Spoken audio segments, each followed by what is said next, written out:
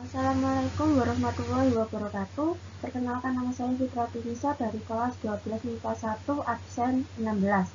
Di sini akan menjelaskan tentang perencanaan produksi kerajinan untuk pasar lokal.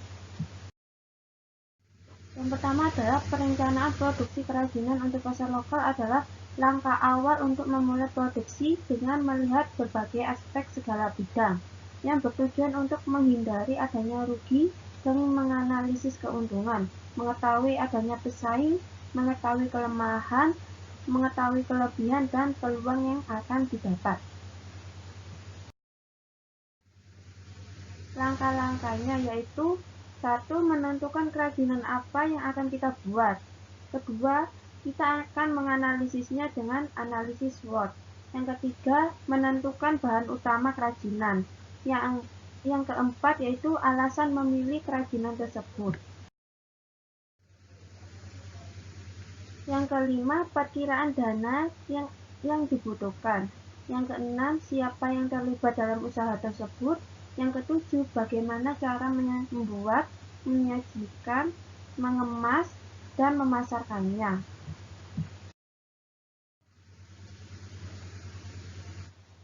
Ini adalah perencanaan kerajinan saya. Yang pertama adalah menentukan kerajinan apa yang akan dibuat. Kerajinan yang akan saya buat yaitu pot tanaman hias dari bonggol bambu. Ini adalah contoh gambarnya. Saya mengambilnya dari Google. Yang kedua adalah analisis menggunakan analisis SWOT. Analisis SWOT terdiri dari 4 bagian, yaitu yang pertama adalah strength atau kekuatan. Produk kerajinan pot tanaman hias dari bambu terbuat dari bahan yang alami, menunjukkan kesan natural dengan keunikan dan kreativitas modifikasi bentuk yang hanya diketahui oleh pengrajin sendiri. Membuat poin plus untuk menarik minat pembeli. Dibuat untuk tempat tanaman hias untuk menambah kesan asli dan indah. Kedua, dari analisis SWOT adalah weakness atau kelemahan. Bahan baku utama kerajinan ini adalah bambu. Bambu sering dijumpai di berbagai tempat. Ini akan membuka peluang pengrajin lain untuk meniru dan memproduksi produk yang sama. Dari analisis SWOT adalah opportunity atau yang disebut dengan peluang. Di saat pandemi virus corona ini, kebanyakan orang bekerja, belajar, dan melakukan sesuatu dari rumah. Kebanyakan orang akan mulai adaptasi hidup sehat, bersih. Salah satunya adalah memulai menanam tanaman hijau yang banyak manfaatnya. Sebagian orang berpikir tanaman hias akan bagus untuk rumah mereka. Tidak membutuhkan tenaga, uang, dan tempat yang akan menguras dompet. Ini bisa dijadikan peluang untuk kita memproduksi pot alami, natural, dan terkesan hidup dengan harga yang murah. Yang keempat dari analisis SWOT adalah threat atau ancaman. Dikarenakan bambu tumbuh di berbagai penjuru Indonesia, ada kalanya pengrajin lain akan meniru atau mempunyai produk yang sama. Ini akan membuka peluang untuk menyaingi produk kita. Langkah ketiga yaitu bahan utama kerajinan. Bahan utama kerajinan saya adalah bonggol bambu. Setiap ruas dari bonggol bambu ini akan bermanfaat untuk kerajinan saya. Yang keempat adalah alasan memilih kerajinan ini. Alasan saya yaitu karena menarik, terkesan natural, dan alami. Kebanyakan orang berpikir bambu hanya untuk digunakan sebagai kerajinan anyaman. Kebanyakan orang juga berpikir pot plastik lebih efisien dan ekonomis.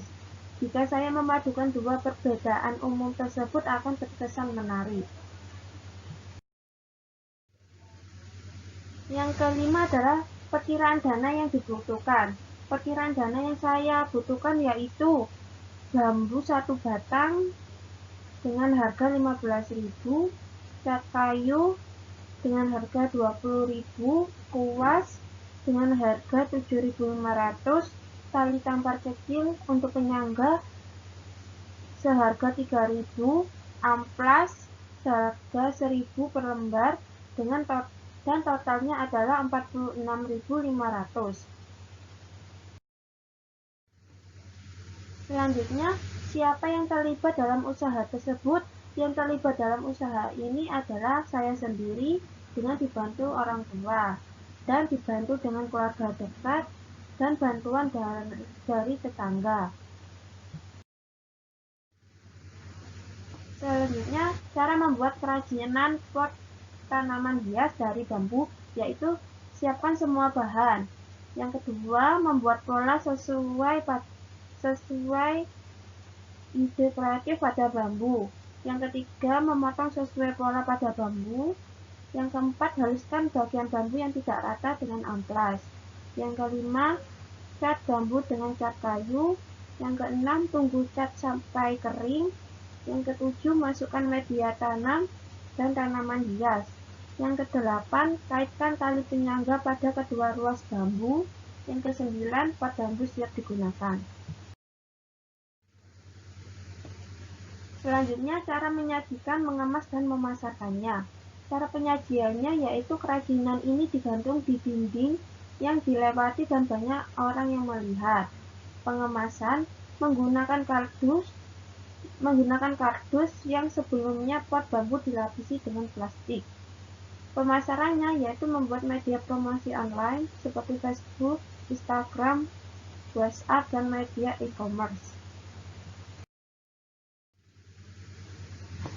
Sekian dari saya, mohon maaf jika ada kekurangan. Wassalamualaikum warahmatullahi wabarakatuh.